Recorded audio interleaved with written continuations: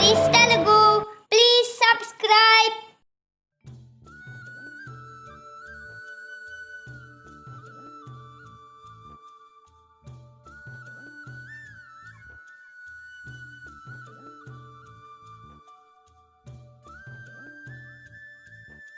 అనగనగా ఒక గ్రామంలో సత్తయ్య అనే యువకుడు ఉండేవాడు. అతని తండ్రి రామయ్య, తల్లి కాంతమ్మ. సత్తయ్య అన్న లింగయ్య, లింగయ్య భార్య రాజమ్మ. భార్యాభర్తలిద్దరూ చాలా గడుసువాళ్లు, స్వార్థపరులు. సత్తయ్య మాత్రం నిజంగా సత్యకాలపు సత్తయ్యే. అమాయకత్వం ఎక్కువ.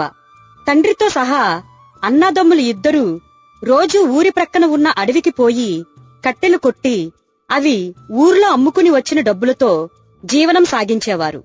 పెద్దవాడైన లింగయ్య భార్య రాజమ్మ లింగయ్య కట్టెలమ్మగా వచ్చిన డబ్బులలో కొంత పక్కన పెట్టి మిగతాది అత్త కాంతమ్మకి ఇచ్చేది. ఒకసారి లింగయ్య భార్య రాజమ్మతో ఇలా అన్నాడు. రాజమ్మ, మనం ఇలా మా నాయనకి తమ్ముడికి తెలియకుండా కొంత డబ్బు పక్కన పెట్టడం న్యాయం కాదు కదా. అనగానే లింగయ్యను చూస్తూ రాజమ్మ ఇలా అంది. ఏమయ్యా, న్యాయాన్యాయాల గురించి ఆలోచిస్తే ఆనక మనం అడుక్కు తినాలి. ఆ మాత్రం ముందు జాగ్రత్త లేకపోతే రేపు మనకి పిల్లో పీచో పుడితే ఖర్చులు పెరుగుతాయి. అప్పుడు ఇబ్బంది పడాలి. నిజమే కాని మా నాయన మా తమ్ముడు కూడా నాతో సమానంగానే కష్టపడుతున్నారు కదా. మరి వాళ్ళు నాలాగే ఆలోచిస్తే? అంత తెలివి వాళ్ళకి లేదులే. అయినా మీ నాయన కూడా మనలా ఎవరికీ తెలియకుండా వెనకేస్తే రేపు పంచేది మనకే కదా. ఇక మీ తమ్ముడంటావా? పేరుకు తగ్గట్టు సత్యకల్పి సత్తయ్య మన ముందు గట్టిగా మాట్లాడలేడు అని అనగానే రాజమ్మ వంక చూస్తూ లింగయ్య ఇలా అన్నాడు. అంతేనంటావా? సరే, అలాగే కాని. నువ్వు ఎలాగ చెప్తే అలాగా. నా అదృష్టం కొద్దీ తెలివైన పెళ్ళానివి దొరికావు. నువ్వు ఇంట్లో ఎవరి దగ్గర మాట్లాడాలన్నా నా వంక చూసి మాట్లాడు. అప్పుడు ఎలా మాట్లాడాలో అర్థమవుతుంది అని చెప్పగానే అలాగే అని తలూపాడు లింగయ్య. ఇదిలా ఉండగా తన గదిలో రామయ్య భార్య కాంతమ్మతో ఇలా అన్నాడు. కాంతమ్మ, నేను ఇన్నాళ్ళలా ఎక్కువ కష్టపడలేకపోతున్నానే. అడవిలో ఎండుకట్టెలు కూడా ఇంత ముందులా సరిగ్గా దొరకడం లేదు. ఇంకే పైనైనా చూసుకుంటే బాగుంటుందేమో అనుకుంటున్నాను అనగానే భర్త రామయ్య వంక చూస్తూ కాంతమ్మ ఇలా అంది. ఈ వయసులో ఇంకో పని ఏం చేయగలవయ్యా? రాళ్లు కొట్టగలవా? బండలెత్తగలవా? ఓపిక లేకపోతే ఇంటి పట్టును కూకో. పిల్లలు సంపాదించి తెచ్చిన దానితో సరిపెట్టుకుందాం అనగానే రామయ్య ఇలా అన్నాడు. కాంతమ్మ, నాకు ఎప్పటి నుండో ఒక అనుమానం ఉంది, అడుగుతాను. నీకేమైనా తెలిస్తే చెప్పు. ఏంటయ్యా అది? ఏమి లేదు, పెద్దడు లింగయ్య కట్టెలమ్మగా వచ్చిన డబ్బులు మొత్తం మనకివ్వడం లేదనిపిస్తోంది. నాకు అనుమానం ఎప్పటినుండో ఉందయ్యా. లింగయ్య పెళ్ళాం రాజమ్మ మహా తెలివైనది. అడుగుదామంటే ఏం గొడవ పడుతుందోనని ఆగిపోయాను. ఆ విషయం పక్కన పెట్టుగాని, నేనున్నా లేకపోయినా చిన్నోడు సత్తయ్యకి అన్యాయం జరగకుండా చూడు అనగానే కాంతమ్మ ఇలా అంది. ఇప్పుడెందుకు లేవయ్యా అలాంటి మాటలు? ఎలా జరగాల్సింది అలా జరుగుతుంది. అయినా జరగవలసిన కీడు జరిగిపోయింది. ఈ సంభాషణలు జరిగిన వారం రోజులకే రామయ్య ఒక రాత్రి అకస్మాత్తుగా ప్రాణం వదిలాడు. ఒక వారం తరువాత లింగయ్య భార్య రాజమ్మ అత్త కాంతమ్మతోనూ సత్తయ్యతోనూ ఇలా అంది. పెద్దాయన పోయాడు కదా, ఇంక ఎవరి దారి వారిది. ఇంటికి పెద్దాళం కాబట్టి ఈ ఇల్లు, ఇంట్లోని సామాన్లన్నీ మాకే చెందుతాయి. మీరు బయటికి పోయి వేరే కాపురం పెట్టుకోండి అనగానే కోడలు రాజమ్మ వంక చూస్తూ కాంతమ్మ ఇలా అంది. ఇంత అర్ధాంతరంగా వేరేగా పొమ్మంటే ఎలాగమ్మా? సత్తయ్య కూడా నీ మొగుడికి తమ్ముడే. ఇంకా పెళ్లి పెటాకులు లేనోడు. ఒక్కడు ఎక్కడుంటాడు? మీ చేతుల మీదుగా వాడికి 4 అక్షింతలు పడితే అప్పుడు వాడి పెళ్ళాంతో వాడే వేరేగా ఉంటాడు. అంతవరకు ఎక్కడికి పోతాడమ్మా అనగానే కస్సుమంటూ రాజమ్మ ఇలా అంది. ఇన్ని రోజులు నా మొగుడి గొడ్డి చాకిరీ చేస్తూ ఈ కుటుంబాన్ని సాగుతూ వచ్చాడు. ఇక మిమ్మల్ని భరించడం మా వల్ల కాదు. ఎక్కడికి పోతారో ఏం చేస్తారో మీ ఇష్టం. ఏ చెట్టు కిందో పుట్ట కిందో నువ్వు నీ కొడుకు కలిసి ఉండండి, అంతే అనగానే కోపంగా కాంతమ్మ కూడా ఇలా అంది. ఏంటే ఎక్కువ మాట్లాడుతున్నావు? ఈ ఇంట్లో మీకు ఎంత హక్కుందో మాకు అంతే హక్కుంది. ఎక్కువ మాట్లాడుకు అనగానే అక్కడే ఉన్న సత్తయ్య తల్లితో ఇలా అన్నాడు.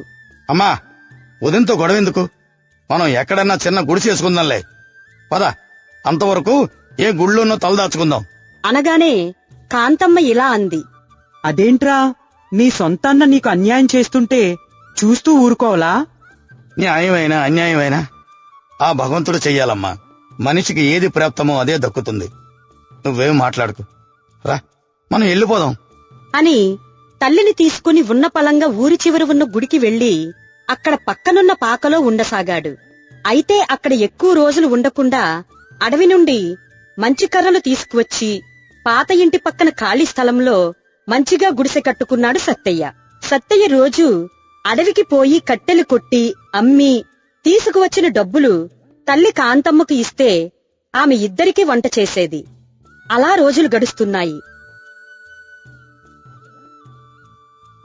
సత్తయ్య చాలా కష్టపడుతున్నాడు కాని ఇంతకు ముందులా అడవిలో సరైన ఎండుకట్టెలు దొరకడం లేదు.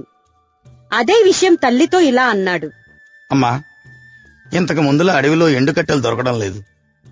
రేపటి నుండి నేను ఇంకొంచెం అడవిలోకి వెళ్లాల్సి వస్తుంది. ఇంతకు ముందులా రోజు రాలేకపోవచ్చు, 2 రోజులకోసారి రావడం అవుతుంది. మరి జాగ్రత్తగా ఉండగలవు కదా? అనగానే తల్లి కాంతమ్మ ఇలా అంది. నీ తల్లిగా నేను నీ తరపున గట్టిగా మాట్లాడలేకపోయాన్రా. ఏ విషయంలో అమ్మా? అదేరా, నీ అన్న లింగయ్య నిన్ను మోసం చేసినప్పుడు నేను గట్టిగా మాట్లాడితే బాగుండేది. నీ మెతకతనానికి నేను ఏమీ మాట్లాడలేకపోయాను. అమ్మా, ఆ విషయం వదిలే, నువ్వు జాగ్రత్తగా ఉండు చాలు. అని మరుసటి రోజు సత్తయ్య రోజు కర్రలు కొట్టే ప్రాంతం కన్నా ఇంకా బాగా లోపలికి వెళ్లాడు. ఆ లోపల వెతగ్గా పెద్ద ఎండిన చెట్టు కనబడింది. దాన్ని కొడితే కనీసం 1 రోజులకు సరిపడా అమ్ముకోవడానికి పుష్కలంగా కట్టెలు దొరుకుతాయి అని చెట్టుని నరుకుదామనుకుంటుండగా సాయంత్రం అయ్యి చీకటి అలుముకుంటుంది. ఇంటికి పోయి వద్దామంటే మళ్లీ చాలా సమయం పడుతుంది. రేపు ఉదయాన్నే చెట్టు కొడితే తప్ప సాయంత్రం వరకు ఎండిన కొమ్మలైనా నరకడం అవ్వదు అని అనుకొని అక్కడే ఎక్కడైనా ఉండిపోవాలనుకున్నాడు. ఎక్కడ ఉండాలి అని అనుకుంటూ చుట్టూ చూస్తుండగా దూరంగా మిణుకుమిణుకుమని చిన్న దీపం కనిపించింది. అటుగా నడిచి వెళ్తే చిన్న గుడిసెలాంటిది కనబడింది. దాని ముందు నిలబడి ఇలా అన్నాడు సత్తయ్య. అయ్యా, ఇంట్లో ఎవరైనా ఉన్నారా? అనగానే ఇంట్లోంచి ఒక 18 ఏళ్ల అమ్మాయి బయటికి వచ్చి ఇలా అంది. ఎవరయ్యా మీరు? ఎవరు కావాలి? సత్తయ్య విషయమంతా చెప్పి రాత్రికి ఒక పూట తలదాచుకోవడం అవుతుందా అని అడిగాడు. తప్పకుండా దయచేయండి అనగానే లోపల అడుగుపెట్టిన సత్తయ్య నలుమూలలా చూసి ఇలా అన్నాడు. ఇంట్లో ఎవరూ లేరా? ఒక్కదానివే ఉన్నట్టున్నావు? అనగానే ఆ అమ్మాయి ఇలా అంది. నా పేరు బుచ్చమ్మ. మా అమ్మా నాయనలు చిన్నప్పుడే చనిపోతే మా తాత ఈ అడవిలో పండ్లు కాయలు పుట్టతేనులు సేకరించి గ్రామాల్లో అమ్మి ఆ డబ్బులతో నన్ను పోషించేవాడు. 10 రోజుల క్రింద పాముకాటుకు గురై చనిపోయాడు. నాకు నా వాళ్లన్నవారు ఎవ్వరూ లేరు. మా తాతకు ఈ దినమే పెద్ద కర్మ చేశాను. రేపటి దారి ఏటో నాకు తెలీదు అనగానే సత్తయ్య ఇలా అన్నాడు. అయ్యో, అలాగా? మా ఇంట్లో నేను మా అమ్మ మాత్రమే ఉంటాం. అడవిలో కట్టెలు కొట్టి ఊర్లో అమ్మడం నా వృత్తి. నా పేరు సత్తయ్య. నీకు అభ్యంతరం లేకపోతే రేపు నాతో వచ్చి మా ఇంట్లో ఉండు. అనగానే బుచ్చమ్మ ఏమీ సమాధానం ఇవ్వలేదు. మరునాడు ఉదయమే లేచి సత్తయ్య ముందు రోజు తను చూసిన చెట్టు నరకడానికి వెళ్లి ముందు ఎండిన కొమ్మలన్నీ ఏరి కట్టెలుగా కట్టాడు. బుచ్చమ్మ కూడా సాయం చేసి సాయంత్రం తను 4 మోపులు నెత్తిన పెట్టుకుని సత్తయ్యతో పాటు ఇంటికి వచ్చింది. సత్తయ్య బుచ్చమ్మని తల్లికి పరిచయం చేసి ఇక నుండి మనతోనే ఉంటుందని చెప్పి మరునాడు యథాప్రకారం అడవిలోని చెట్టు మానును నరకడానికి ఉపక్రమించగానే ఆ మానులోంచి ఒక వృద్ధుడు ప్రత్యక్షమయ్యాడు. ఆశ్చర్యంగా చూస్తున్న సత్తయ్యతో ఇలా అన్నాడు. నాయనా, ఈ చెట్టు నరకకు. ఇది నా నివాసం.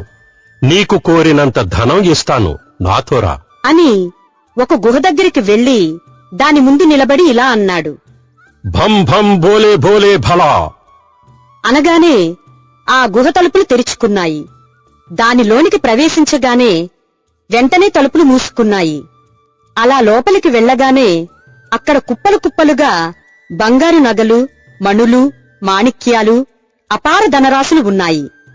సత్తయ్య అత్యాశకు పోకుండా తను మంచి ఇల్లు కట్టుకోవడానికి, సుఖంగా బ్రతకడానికి కావలసినంత ధనం తీసుకుని చిన్న గోనెమూటలో వేసుకున్నాడు. ఆ తర్వాత ఆ వృద్ధుడు ఆ గుహ తలుపుల దగ్గరికి వచ్చి భలా భోలే భోలే భంబం అని అనగానే తిరిగి తలుపులు తెరుచుకున్నాయి. బయటికి వచ్చాక ఆ వృద్ధుడు ఇలా అన్నాడు. ఇక నుండి రోజులో ఒకసారి నీకు కావలసినంత ధనాన్ని తీసుకుపోవచ్చు. కాని నేను చెప్పిన మంత్రం చదివితే ద్వారాలు తెరుచుకోవడం జరుగుతుంది. పొరపాటుగా చదివితే తెరుచుకోవు. అని గుహ తలుపులు బయట నుండి లోపలి నుండి తెరుచుకునే మంత్రాలు మరొకసారి చెప్పి వృద్ధుడు మాయమయ్యాడు. ఆ తరువాత సత్తయ్య ఇంటికి వచ్చి తల్లి కాంతమ్మకి, బుచ్చమ్మకి ధనం చూపిస్తూ జరిగిన విషయమంతా చెప్పాడు. అది చూసి కాంతమ్మ ఆనందంగా ఇలా అంది. పోనీలే, అమ్మాయి బుచ్చమ్మ ఇంట్లో కాలు పెట్టిన వేళా విశేషం భగవంతుడు కరుణించాడు. సత్తయ్య తల్లితో పాటు ముగ్గురు ఉండడానికి అనువుగా ఇంటిని 4 రోజులలో దిట్టంగా కట్టించాడు. ఇదంతా చూసిన లింగయ్య భార్య రాజమ్మ మొగుడితో ఇలా అంది. ఏమయ్యో, నీ తమ్ముడు సత్తయ్యకి అడవిలో నీదేదో దొరికినట్టుంది. మనకన్నా గొప్పగా ఇల్లు కట్టాడు. నాకన్నా అందగత్తిని ఇంట్లో పెట్టాడు. విషయమేంటో తెలుసుకో అనగానే అలాగే నన్నట్టుగా తలూపాడు లింగయ్య. అయితే వెంటనే కట్టెలు కొట్టే పని మానేస్తే జనానికి అనుమానం వస్తుందనే కాకుండా ఇంకా కొంత ధనం తెచ్చుకుందామని మరొక రోజు అడవిలో ఉన్న ఆ గుహ దగ్గరికి వెళ్లాడు సత్తయ్య. అయితే సత్తయ్యకి తెలియకుండా అతన్ని అనుసరించి వెళ్లిన అన్న లింగయ్య చాటుగా చూడసాగాడు. సత్తయ్య ఆ గుహ తలుపు తెరుచుకునే మంత్రం భంభం భోలే భోలే భళా అనగానే తలుపులు తెరుచుకుంది. సత్తయ్య లోపలికి వెళ్ళాక గుహ తలుపులు మూసుకున్నాయి. ఒక అరగంట తరువాత బంగారు నాణాల మూటతో గుహ తలుపు దగ్గరికి వచ్చి భలా భోలే భోలే భంబం అనగానే తలుపు తెరుచుకుంది. సత్తయ్య బయటకు వచ్చి బంగారు మూటతో ఇంటికి బయలుదేరాడు. అది చూసిన లింగయ్య, ఓహో, రహస్యమంతా ఈ గుహలోనే ఉందన్నమాట అనుకొని ఆ గుహ తలుపులు బయట నుండి తెరుచుకునే మంత్రాన్ని మాత్రమే విని హడావుడిగా ఆనందంతో పోయి భార్య రాజమ్మకు విషయం చెప్పాడు. అప్పుడు రాజమ్మ ఇలా అంది. నీ తమ్ముడు ఇంకో 4 రోజుల వరకు అటువైపు పోడు కాబట్టి నువ్వు రేపు వెళ్లి ఎంత వీలైతే అంత ధనం నగలు పట్టుకొచ్చేయ్ అనగానే మరునాడు లింగయ్య 3వ కంటికి తెలియకుండా అడవిలోనికి ఆ గుహ దగ్గరికి పోయి గుహ తలుపులు తెరుచుకునే మంత్రం చదివాడు. లోనికి వెళ్ళాక గుహ తలుపులు వాటికవే మూసుకుపోయాయి. లోపల ధనరాశుల్ని చూసి విపరీతమైన ఆనందంతో సంచుల నిండా బంగారు నాణాలు, నగలు నింపుకొని బయటికి ఎలా రావాలో తెలియక లోపలే ఇరుక్కుపోయాడు. 4 రోజులైనా లింగయ్య ఇంటికి రాకపోవడంతో కంగారుతోనూ భయంతోనూ రాజమ్మ అత్త కాంతమ్మ దగ్గరికి వచ్చి విషయం చెప్పింది. అప్పుడు కాంతమ్మ ఇలా అంది. తమ్ముణ్ణి మోసం చేసినందుకు దేవుడు ఏదో శిక్ష వేసుంటాడు. మంచిదే అయింది. అనగానే సత్తయ్య ఇలా అన్నాడు. అమ్మా, అలా అనకు. అన్న కూడా నీ బిడ్డే. ఏం జరిగిందో చూసొస్తాను అని అడవిలోని గుహ దగ్గరకు వెళ్లి మంత్రం చదివి లోపలికి వెళ్లగానే మూటల మధ్య లింగయ్య విగతజీవిగా ఉన్నాడు. అప్పుడు అక్కడ చెట్టు తాలూకా వృద్ధుడు ప్రత్యక్షమై ఇలా అన్నాడు. సత్తయ్య, నేను వృక్షాధరుడనే గంధర్వుడను. నువ్వు భద్రంగా తీసుకువెళ్లి ఇంట్లో రక్షణ కల్పించిన బుచ్చమ్మ నా మనవరాలు. ఒక మునిశాపం వల్ల మేము ఇక్కడ ఉన్నాము. ఇదంతా ఆమె సంపద.